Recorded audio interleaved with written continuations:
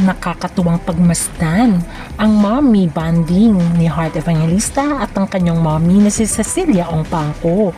Sila ay umattend sa Paris Fashion Week. Nakakatuwa at bumalik na rin si Heart sa Fashion Week ngayon sa Paris. Matatandaan na last year ay hindi siya umattend dahil nga sa gitna ng kontrobersya sa kanyang asawang si Chis Escudero ay nilagpasan muna ni Heart ang pag-attend ng mga Fashion Week.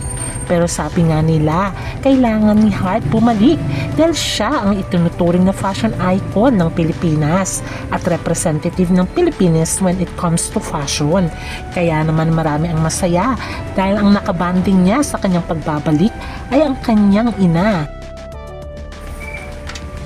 At nakakatuwa dahil very supportive ang kanyang mommy sa kanya. At very fashionista din si Mami Cecilia. O diba nakakatuwa silang pagmasdan?